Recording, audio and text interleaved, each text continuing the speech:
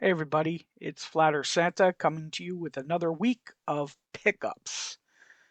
This is for the week of April 15th, 2025. Um, let's see what I got this week. Got some cool stuff I want to show you. So, first up, everyone knows I'm Canadian. So, we've got a Captain Canuck number 5. Captain Canuck, he's really cool, at least for us Canadians. It's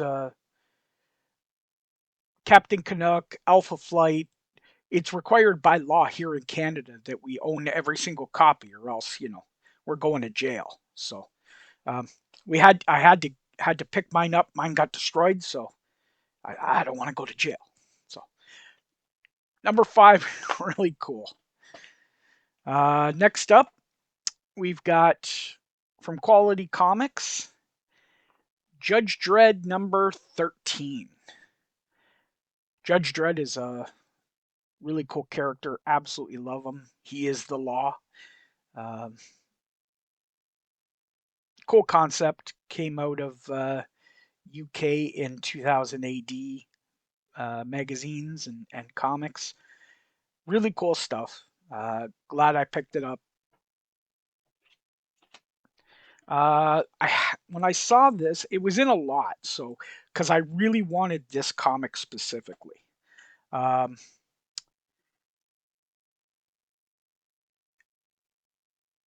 it looks like it might be even a Canadian variant, which I'm gonna have to, because it says, oh no, it's $1, $1.25 Canadian. No, it's an American print. Um, but I saw this uh, Judge Dredd, and I'm like, yeah, it was a cheap lot, so I'm like, yeah, I have to get it. Uh, it's Judge Dredd number 9 from Eagle Comics, but it's a Brian Boland cover. Absolutely love Brian Boland. His Wonder Woman stuff is really cool. Everyone probably knows him from um, the Joker cover with the cat. Just amazing stuff. Love his art. So when I saw it, I'm like, yeah, that looks like Boland. Yep, it was. Had to get it. Next up, we've got Sandman number 2. Beautiful copy. It's the second appearance of Dream, the first appearance of Goldie the Gargoyle, and the first appearance of John Dee. Sandman universe, really fun read.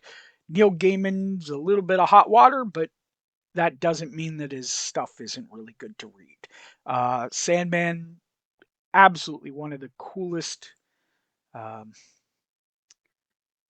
series and runs in comics that you can read. Probably, I'd put it in my top 20, might even break my top 10. So if you get a chance, go out there, get some trades. If you find some cool issues at a decent price, pick them up. You won't be disappointed. Uh, Sticking with the sort of supernatural um, horror style, we've got Adventure into Fear, number 24. It's the first appearance of Blade outside of Tomb of Dracula. So he's fighting Morbius here. Really cool comic. Decent shape. Not anything high nines, but uh, found it at an awesome price. Didn't have this, so I'm like, yeah, I'll get it and I'll upgrade a little later when I get a chance. Next up, we've got 2001: A Space Odyssey. This is an adaptation of the series from the Kubrick film, and everything, the art is Jack Kirby. Jack Kirby goodness. I mean, he's one of the OG comic writers, or sorry, comic artists, and it's The movie was really cool, so I'm like, yep, gotta get it. Next, we've got Thor 136, and it's the first appearance of Sif, uh, and the first appearance of the Lurking Unknown. Now, Sif, you'll remember in the MCU, uh, she was a cool little side character. She got her own show for a while. Um, just an amazing character, part of the Thor lore and a Silver Age comic. So I thought, yep, getting that. Came in a bundle, um, and it came with Thor 152. Now it's not as great a shape. Uh, the other one's not terrible, but not bad. This one's a little rougher, but you know what? I wanted the other one, so I picked up both. They were really good price, so I cannot complain.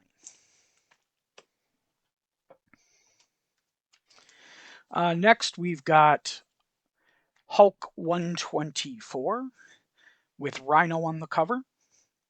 No key, but really cool cover. Got a little bit of a date stamp there.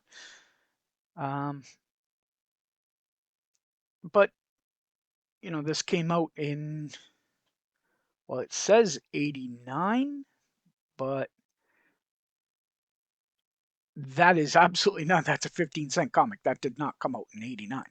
Um, so I'm not sure what the stamp is. So that's interesting. That makes it a little something different. I'll have to look into that. It's Herb Trimpe art. Uh, he's my Hulk. That's the artist I really like for all my Hulk stuff. So next up, we've got Jungle Action number 12. Um, it's the first appearance of Sombra, and you know Killmonger's back on the cover. Cool purple cover. Really, it's in very decent shape. So and again it was super cheap, so I couldn't go wrong with it. This one is really nice, and I didn't have a copy, amazingly enough. Um, and that's Avengers Annual number 7. And it's the death of Warlock, the death of Gamora, and the death of Pip the Troll. Uh, for those that watch the movies, you know each and every one of them. They were in. I mean, Adam Warlock was in it, but not to the extent that were in the comics. But a really cool read, um, a lot of fun, and I'm glad I got it because I didn't have it. This one, um, great price. I got it for a friend. I'm going to be selling it to him here soon. It's not the greatest of copies, but it is still a nice copy. That's Avengers 56. It's the origin of Captain America. You've got Bucky sitting there, you know, on the ground, possibly dead. You have to read to find out. You got some Ant-Man, Hawkeye, and Black Panther floating heads. So it's really cool. Give it a read. Uh, I had to get it because, well, a friend wanted it. Next up, beautiful copy, absolutely beautiful copy. Uh, the Spectacular Spider-Man 15. And you're probably saying, well, geez, that's just a regular average book. Yeah, it is.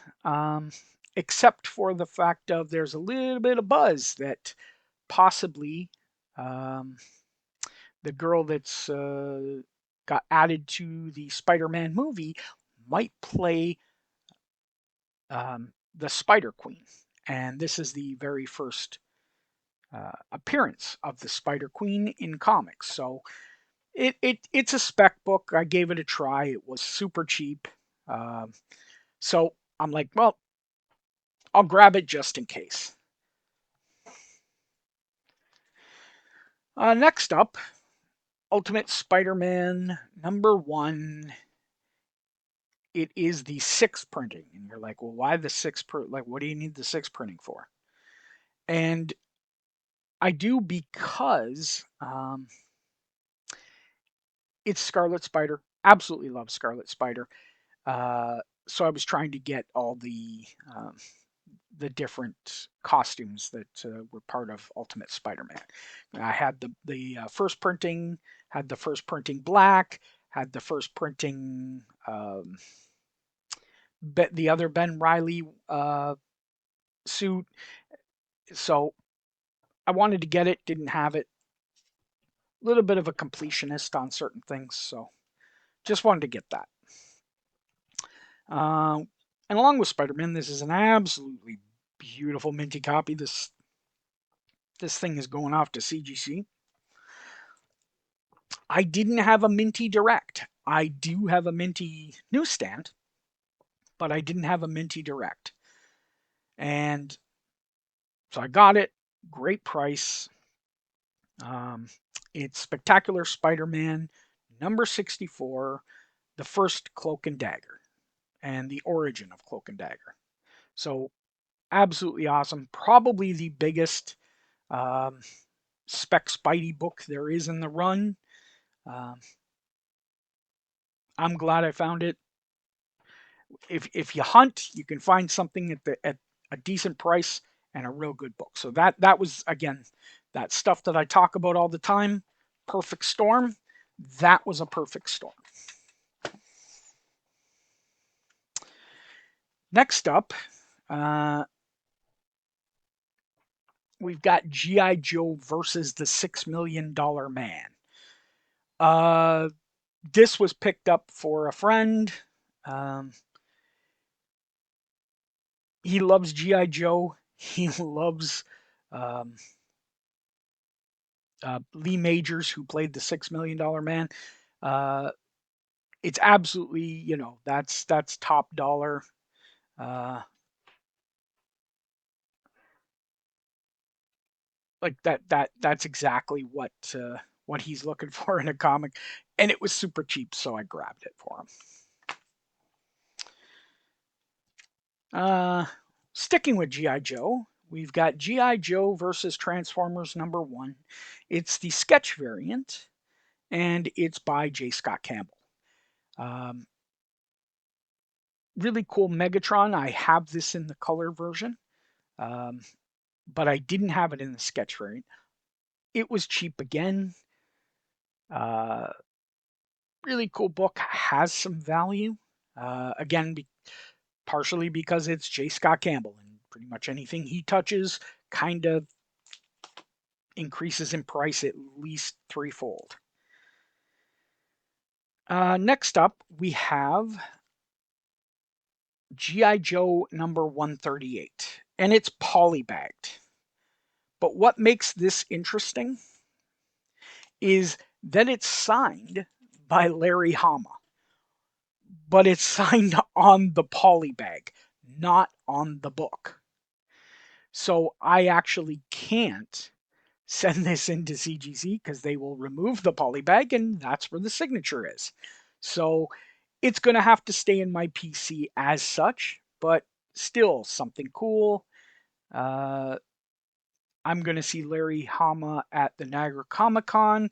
I'm probably going to get a couple things signed by him. He is the quintessential G.I. Joe writer. He wrote all the file cards on the back of the G.I. Joe action figures in the 80s. On the back, those little cutout cards that had all their info and whatnot. He's the one that wrote all that. So he is GI Joe. So I thought that was really cool. Next up, Godzilla versus Fantastic Four. As you know, I'm a big Godzilla fan. Uh, had to get it. I haven't read it yet, but I heard some pretty cool stuff. People have liked it, so I'm gonna get to read it and see how it is. I'm not much on new books, but when it's Godzilla, that's where it kind of gets me. Next up, Cadillacs and Dinosaurs, number 7. It's a one of three part. Cadillacs and Dinosaurs did this weird thing where they grouped them in either 3 or 4 issues, little series, and just continued on with the numbering. So this is Cadillacs and Dinosaurs from Topps Comics. It's the Wild Ones. It's the first introduction, obviously, of Big Red. But Cadillacs and Dinosaurs, I absolutely love.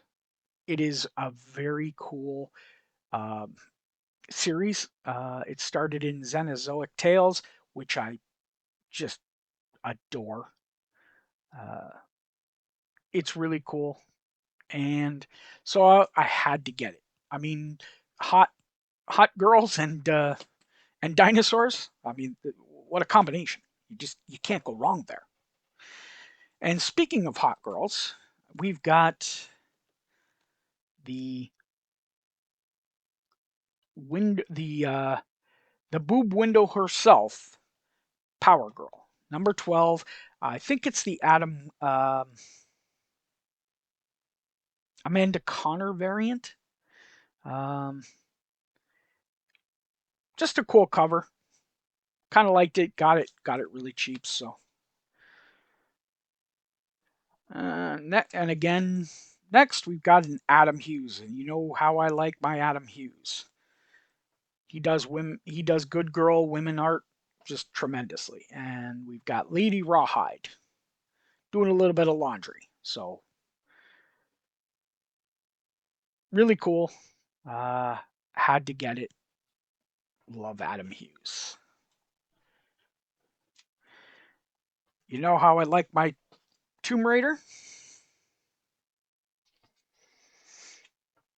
Well, I had the blue gold variant, so I had to get the blue foil variant. I had to get the gold foil variant. It's Tomb Raider number 11. It's a connecting cover with number 12, and it's got a COA. It's limited to 1,000 copies. It's number 890. It's the graham cracker edition, gold foil. Again, not going crazy on the pricing though. That's the great thing is I'm finding these books really cheap, so I don't mind collecting the variants when they're really cheap. Next up, we've got Witchblade 102. Again, part of a connecting cover set. It's the graham cracker variant, and it's the new Witchblade in the Witch Hunt, or not the Witch Hunt. Uh, I can't think of the run now. Um, but it's when Sarah gives up the Witchblade for a little while.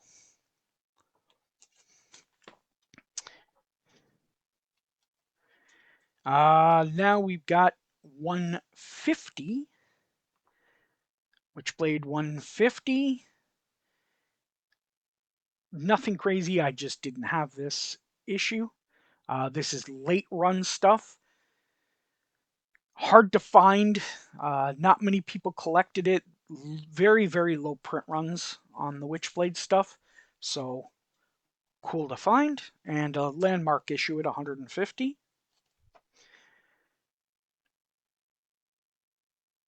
Next, we've got Miss Marvel number 18. And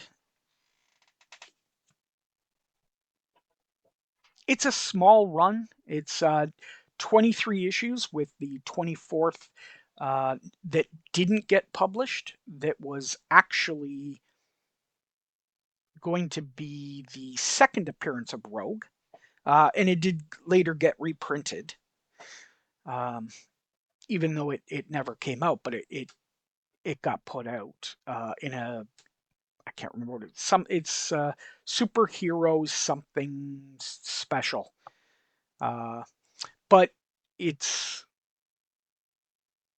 what everyone knows this for is this is the first full appearance of Mystique in comics. Um, in 16 and 17, there was cameos, but this is her first full appearance. So really cool for those that are X-Men fans. Mystique is kind of, you know, a main villain in the in the X-Men universe. So I didn't have it. I had 16 and 17, but I didn't have 18, so I had to grab it. And it was at an amazing price. Next, we've got Damsels #2, and it's signed by Lisner. Um, I mean, there's not much to say. You kind of know why I got it. It's sort of bad girl art, uh, a little bit more than good girl art, but a little different. But yeah, I mean, you know why. And going with the indie scene and with the good girl art, we've got DN Agents, and it's number 24. This is a Dave Stevens cover. This is one of the few books in the Dave Stevens repertoire that is keeping a lot of its value. Planet Comics, Jungle Comics, this um, Chevelle Noir. Those are the ones that are keeping their value a little more than the rest. Some of it's coming back down to earth with all the other stuff like King Kong and Johnny Quest, and they're coming back down in price, but these are holding their value, which is nice. Next, another first. We've got the first appearance of Death in the main DCU, and it's Action Comics 894. Um, cool cover. Um, got it from a friend. Uh, it's not quite holding its value like it used to, but it's still a cool comic, and it was really fun, and I didn't have it, so definitely had to get it. Next, we've got Batman: The Killing Joke #1. Like, okay, it's the Killing Joke. What's so special about it? Well, this is the 13th printing, and Jason, I'm going to get the 13th newsstand before you do, so watch out. Uh, the 13th printing newsstand is absolutely a ghost. This is the regular 13th printing, and it's still very hard to find. So I thought it was really cool. Sticking with Batman, Death in the Family. It's Batman 427. It's as I said, the Death in the Family series. I read this when I was a kid. Um, well, actually, I wasn't quite a kid. I was in high school um, when it came out. It was fun. Uh, Definitely a interesting and weird storyline. They made it up to a vote with the public whether Jason Todd was going to die or not. Um, but I'll let you read it. Go pick up a trade paperback. It is it is absolutely top five Batman storylines. Absolutely, and Mike Mignola with the cover, um, best known for his Hellboy work, but cool stuff in the Batman. And it's a newsstand, and it's absolutely minty. This black cover shows everything if there's a problem, and there's not a tick, there's not a lick, there's nothing wrong with that copy. So that puppy probably going to CGC. Next up, we have, sticking with Batman, we got the bigger boy books. And Batman 234. This is the first. Um, this is the first appearance of Two-Face in the Silver Age. Uh, this is where he comes back. Big boy, loved it. Got it at a great deal. Um, got it as a set with the next book that's coming up. I'm a big Batman fan, and I had to get it. Absolutely had to get it, and it's in really good shape. The next one is in really good shape too. I mean, phenomenal shape, and that is 232. The first appearance of Ra's al Ghul and the second appearance of Talia al Ghul. Cool cover. Uh, I mean, what more can you say? It's Batman at his best with the League of Shadows. Just, I mean, what there's, I'm speechless because I love this comic so much. This is one of the cool comics that are up there with Batman 227, 251. Um, I mean, the big ones, obviously, Batman 1 and Detective, what is it, 22? Um, just iconic covers, and cool storyline, and the start of what's best known as the main villain in the Nolan Batman movies. So cool character, cool villain, had to get it, got it at a decent price. So that was one, and the final book, and it's a little bit bigger, but I had to get it. I didn't. I had a copy when I was younger, and I didn't keep it, and I've always wanted to replace it since I got back into collecting comics, and so now I can. It is The Death of Captain Marvel, the Marvel graphic novel series. Um, they're magazine size books. Really cool. This story is phenomenal. This is uh, probably one of the first gut wrenching deaths in comics.